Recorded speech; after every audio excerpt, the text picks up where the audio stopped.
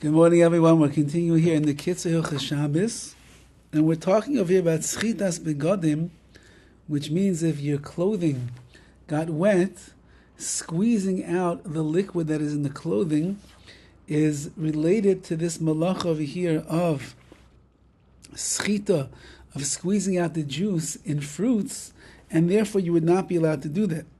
Now, chiluk din schitas begodim is schitas oichlin, the difference halachically between squeezing out or wringing out the liquids from your clothing and squeezing out the juice from the fruits,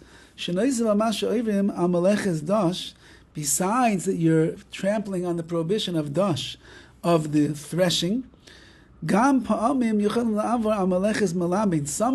when it comes to clothing, you could also be over on the prohibition of malabin, which means washing, whitening, means cleaning the clothes.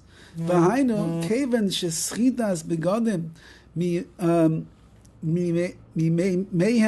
hu chelek mimaisa, since that when you're squeezing out the water that is inside of this clothing, that's a chelek, that's a portion of the washing process. Nimsa sho'ivim aleim mishum meleches malabin, so that means that you are doing something that itself is part of the process of washing clothing, and therefore you'd be transgressing that prohibition as well. However, shainim gidrei dash migidrei melamin, the boundaries or the parameters of dash, of threshing, is different than the parameters of melamin, of cleaning. And therefore, not every time that you transgress the prohibition of dash do you transgress the prohibition of malabin. And the opposite is true as well. You'll see later on, or we'll see later on, Be'ez Hashem, when we get to the malacha of malabin, of washing. Simon Yutes Eizayin, we'll get there, Be'ez Hashem. Over there, I explain in more detail the differences between these two malachas. Okay.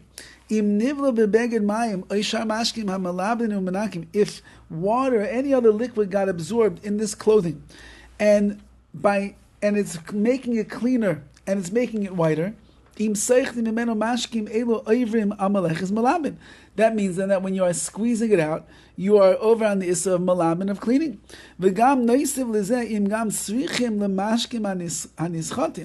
And more than this, he says, if you need the water that is being squeezed out, you're not going to waste them, then you transgress dash as well, because dash is, I thresh out what's in this grain, and I want that which is being separated. But if a liquid got absorbed in the clothing that doesn't whiten it and doesn't clean it, for example, if red wine got absorbed in your tablecloth, then you're only transgressing dash if you squeeze it out. That's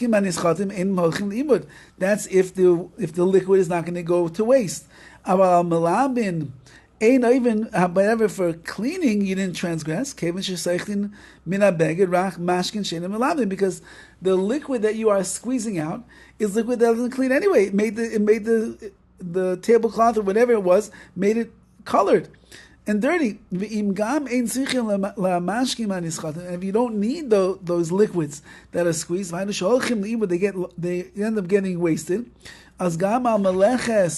Dash ain't over. You didn't even transgress dash in that case either. Like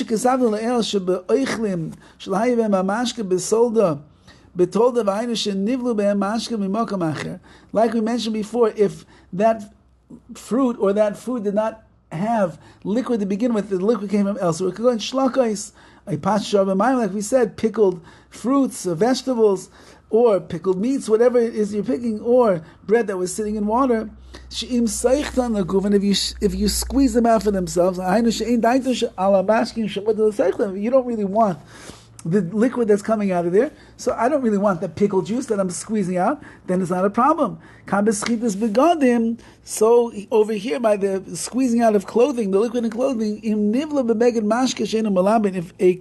if liquid that doesn't whiten the article, doesn't clean the clothing, was absorbed, you're not allowed to squeeze it.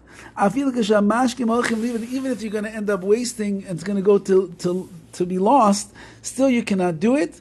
And that would be the difference, says the Gemara, says the KITZUR Shabbos, that would be the difference between these malachas of threshing and over here malabin, depending on exactly what it is in and what you're going to do with that liquid once that it is squeezed. There's still more to see over here, but it's a couple more paragraphs, so we'll wait in Miss Hashem for tomorrow. Have a wonderful, wonderful day.